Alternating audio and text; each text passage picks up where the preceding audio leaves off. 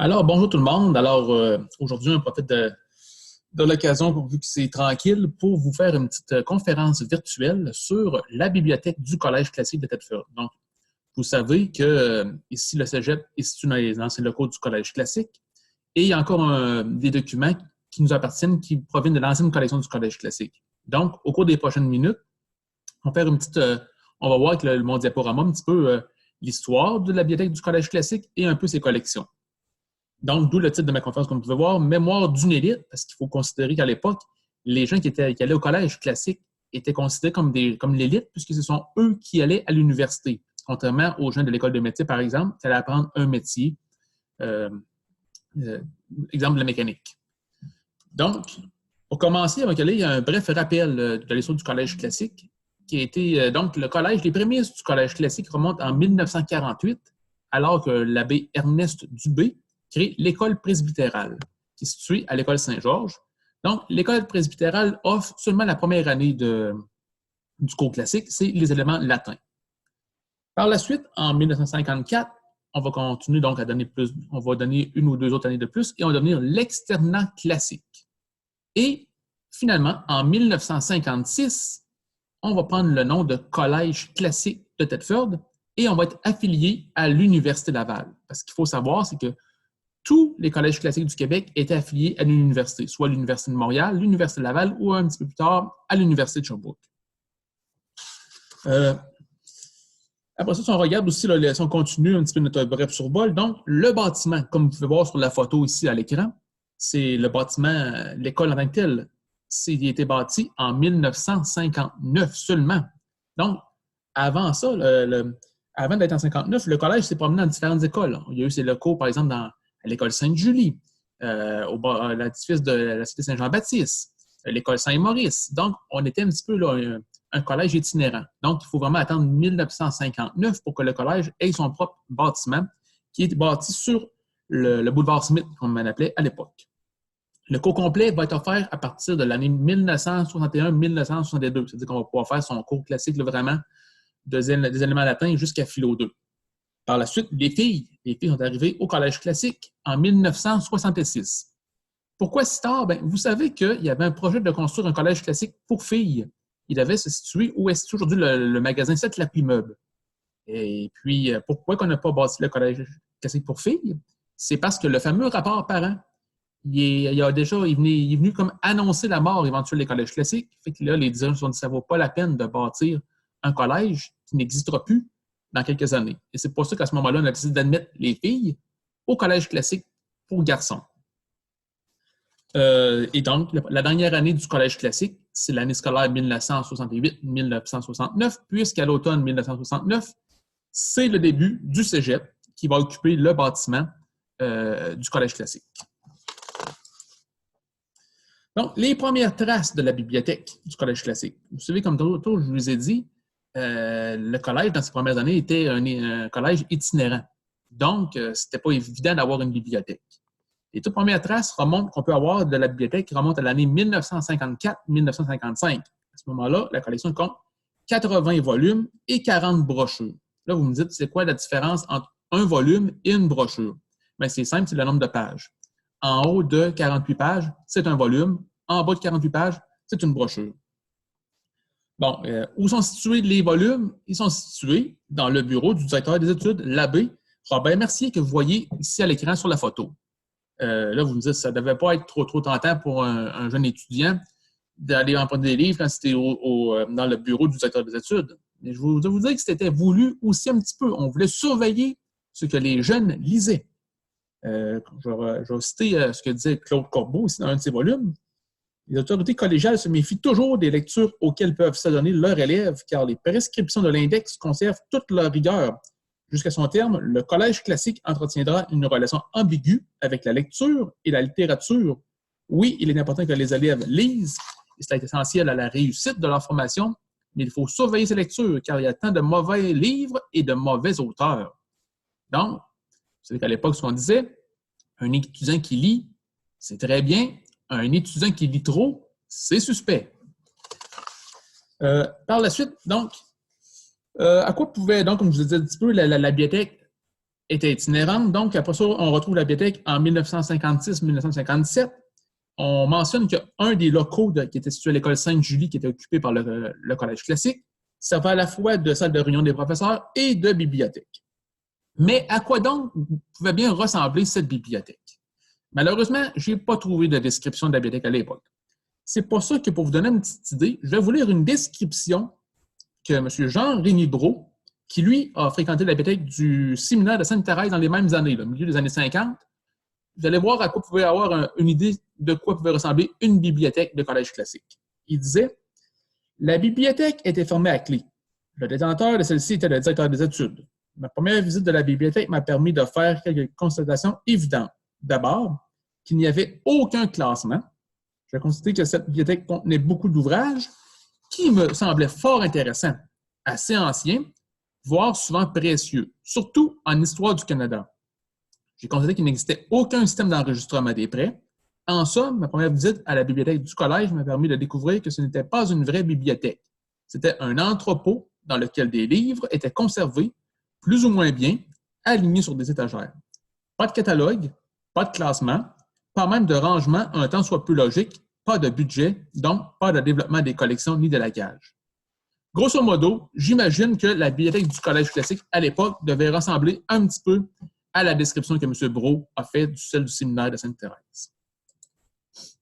Maintenant, le nouveau collège. Bon, vous l'avez vu sur la photo, je vous l'ai montré un petit peu. Donc, le 5 février 1958, le Journal Le Canadien annonce qu'on va commencer les travaux pour bâtir le bâtiment et ça va durer sur 10 ans. Et vous voyez sur mon image là, à quoi devait ressembler le collège classique.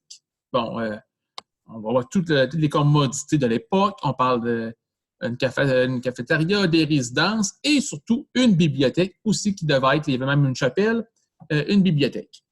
Toutefois, et c'est un problème qui va être récurrent au niveau du collège classique, on va manquer d'argent.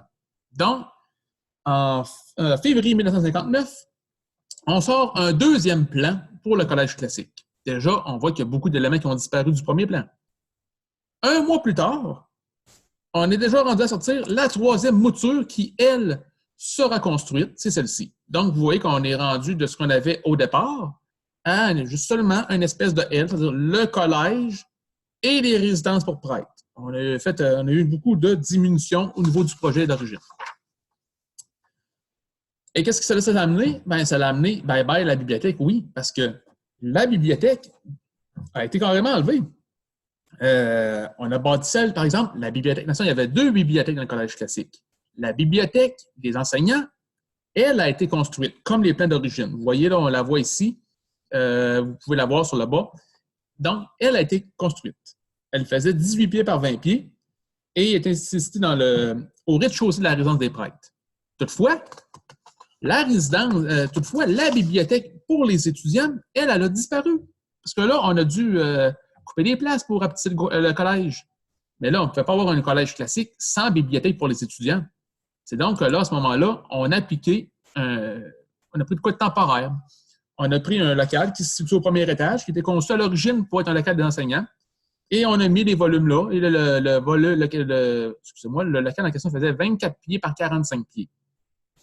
Vous voyez sur la photo que j'ai ici à l'écran, c'est la seule trace de la première bibliothèque du collège classique. Ce que vous voyez présentement, pour vous donner une petite idée, c'est ce qu'on voit aujourd'hui. C'est situé dans le loft, les fenêtres n'existent plus. Et vous voyez juste en haut, là, j'étais chanceux, que quelqu'un a eu pensé de tirer sur un côté de rideau pour qu'on puisse voir les volumes dans la première bibliothèque qui existait. Et à l'époque aussi, il faut dire qu'il n'y avait à ce moment-là aucun poste de bibliothécaire. Pourquoi? Ben, on ne voyait pas la nécessité. Je veux dire, la plupart des prêtres qui géraient le séminaire avaient étudié dans des lieux où il n'y avait pas de bibliothécaire. Donc, pour eux, ce n'était pas une nécessité d'avoir un bibliothécaire pour gérer la collection du collège classique. Mais là, il y a quelque chose qui va changer. Il va y avoir, au début des années 60, la commission du programme de la Faculté des arts de l'Université Laval va déposer un rapport. Et là, je vous rappelle que le collège classique est affilié à l'Université Laval. Donc, tout ce que va prescrire l'Université Laval, tous ces collèges affiliés doivent l'appliquer. On va prôner donc une réforme profonde de la pédagogie et une augmentation considérable du rôle pédagogique des bibliothèques. On s'attend à ce que s'attend à ce que les 6 matières de livres se transforment en des bibliothèques actives où livres et auxiliaires audiovisuels doivent être organisés par une personne compétente dans des locaux adéquats. Vous voyez qu'on est très loin là, de ce qu'on avait au collège. Vous voyez, c'est à l'écran, sur la diapositive que vous avez à l'écran, c'est marqué, on disait, il ministère que la bibliothèque devienne cet organisme qui en fasse le centre de vie intellectuelle de l'établissement. La bibliothèque devra contenir en nombre suffisant et en plusieurs exemplaires des livres de lecture, des ouvrages de consultation et de revues couvrant tous les genres et toutes les matières du programme et adaptés à l'âge et au degré d'avancement des étudiants. Parce qu'il faut vous rappeler qu'on commençait avec les premières années, peut-être au niveau du primaire, au collège classique, et on finissait peut-être à ce qui est aujourd'hui la fin du collège. Donc, on avait quand même plusieurs années d'étudiants dans le bâtiment. Donc, ben là, on va avoir un retard à rattraper. Pour reprendre son coup, le collège va décider vont nommer 2 priorités, c'est-à-dire on va vouloir aménager des locaux adéquats pour la bibliothèque et, deuxièmement, on va vouloir par après embaucher une personne responsable de la bibliothèque. Donc, pour commencer, on va commencer à communiquer avec des gens qui sont responsables de d'autres bibliothèques. Entre autres, on va communiquer avec M. Edmond Desrochers, qui est à l'époque une sommité au niveau des bibliothèques, pour lui demander conseil. On va envoyer aussi l'architecte que vous voyez ici à l'écran, l'architecte Jean Beckman-Gagnon, visiter d'autres bibliothèques de collège classique pour prendre des idées. Vous voyez ici là, la lettre que M. Beckman avait envoyée au représentant du collège suite à sa visite de la bibliothèque du Collège Sainte-Croix de Montréal. Il dit « J'ai rencontré le révérend père Gabriel Allard, le bibliothécaire qui m'a fait visiter et m'a fourni des explications ci-dessous. Il faut un minimum de 30 000 volumes, qui doivent être de la dernière édition, et de ceux que l'on a besoin à tous les jours. Le surplus peut être placé dans un appartement adjacent. Vu que la bibliothèque est pour un cours secondaire ou collégial, il faut que les livres soient disposés le long des murs pour que les élèves puissent les retrouver facilement et pouvoir circuler librement. » Donc, vous voyez qu'on avait vraiment... on voulait vraiment construire une belle bibliothèque à l'époque, suite aux recommandations de l'Université Laval.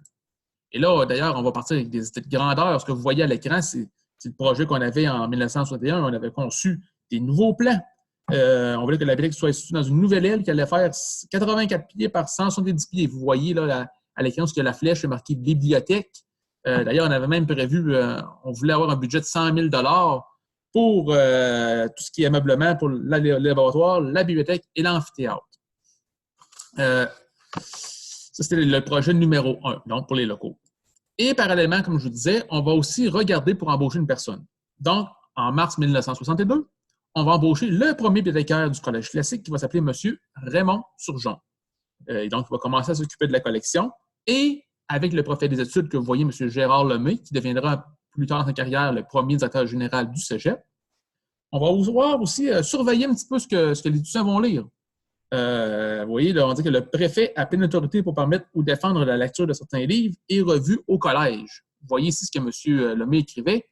Les parents des étudiants doivent surveiller les lectures de leurs enfants et ne pas laisser s'introduire chez eux les livres suspects ne portant pas les termes de l'institution classique. Donc, je vous dis tantôt, lire c'était bien, mais on était toujours pareil, surveillé sur ce qu'on lisait. Autre chose qu'on va développer, ça va être les premiers règlements de la bibliothèque. Vous les voyez ici à l'écran. Donc, on dit le prêt de livres se fait pour une période de 15 jours. On peut en prêter jusqu'à 3 livres à la fois. Les élèves ont le privilège de se servir eux-mêmes. Ce privilège s'applique à tous les livres auxquels ils ont un libre accès. Pour ce qu'il est des autres, on ne pourra les lire ou les consulter qu'avec la permission écrite du professeur qui enseigne la matière concernée. Juste un petit mot par rapport à ça ici. Au collège classique, il n'y a jamais eu d'enfer à la bibliothèque parce que le collège s'est construit dans les dernières années du cours classique, à peu près aux mêmes années où est-ce que l'index a été enlevé par l'Église catholique. Donc, il n'y a jamais eu d'enfer ici. Après ça, on continue les règlements. Une amende de 5 sous par jour est imposée pour chaque livre remis après le délai réglementaire. On exige un silence absolu en tout temps. Le travail à deux est interdit. Ça, c'est drôle parce qu'aujourd'hui, à la bibliothèque, c'est ce qu'on préconise. Il y a beaucoup de locaux pour les travaux d'équipe. On dit aussi qu'il est interdit de fumer, évidemment, de manger de la gomme et le port du veston est obligatoire. Donc, il faut s'endimancher si on veut aller consulter des livres à la bibliothèque. Donc, les règlements, premier règlement, date de 1962. Je vous ai mis quelques données sur la bibliothèque en 1963, c'est-à-dire que les collèges classiques vont faire une étude de tous les collèges et, entre autres, ils vont porter des questions sur leur bibliothèque. On dit à ce moment-là que le collège classique possède 2 bibliothèques, comme je vous disais tantôt, pour ses 359 élèves et 32 employés. La bibliothèque des professeurs compte 8 places assises et tous ces rayons sont à libre accès. Elle peut contenir jusqu'à 2100 volumes. Avec des étudiants, elle compte 36 places assises et tous ces rayons ne sont pas en libre accès, comme on disait tantôt. 8000 livres le sont. Elle peut contenir jusqu'à 12 000 volumes. Alors, on dit aussi qu'en 1962-1963, les professeurs ont effectué 300 prêts, les étudiants du secondaire 9000 prêts et les étudiants du collégial 3850 prêts, soit un total de 13 150 prêts pour l'année 1962-1963. Malheureusement, comme je disais tantôt, les finances ont toujours été un problème au Collège classique de Thetford. En 1964-65, ça ne va plus du tout au niveau des finances. On est rendu avec une dette de 76 000 et on prévoit un déficit de 60 000 pour l'année qui suit s'il n'y a pas d'intervention. Le gouvernement du Québec, qui ne veut pas voir le Collège classique fermé, va éponger entièrement la dette de l'institution. Toutefois, vous comprendrez que les beaux grands projets d'agrandissement que je vous ai montré tantôt, bien, ça a disparu. Donc, encore là, le projet de réaménager la bibliothèque, de prendre le bord. Non, mais il fallait quand même trouver une nouvelle place pour la bibliothèque parce que le rapport de l'Université Laval nous disait qu'il faut que vous réaménagiez vos locaux autrement. C'est donc en avril 1965, on va prendre la décision que pour la prochaine année scolaire qui va commencer à l'automne 65, on va déménager la bibliothèque au 2e étage de la résidence des prêtres. C'est le 5000 aujourd'hui, c'est l'étage occupé par soins infirmiers. Donc, on va déménager pour l'automne 65 la bibliothèque au 2e étage de la résidence des prêtres. Vous voyez à la photo, je vous ai mis la flèche rouge où s'en va la bibliothèque. Vous voyez ici les très belles photos de quoi pouvait ressembler la 2e bibliothèque du Collège classique. Elle est aménagée au coût de 1 664 $. Et puis, en même temps qu'on va aménager des nouveaux locaux, on va embaucher un 2e bibliothécaire qui va être M. Gilles Picard, qui va commencer à l'automne 1966. M. Picard possède un baccalauréat en bibliothéconomie et en bibliographie.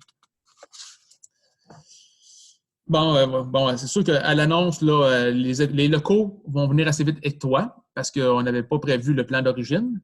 Et puis, quelques années plus tard, on annonce que le cours classique va disparaître et que le cégep s'en vient.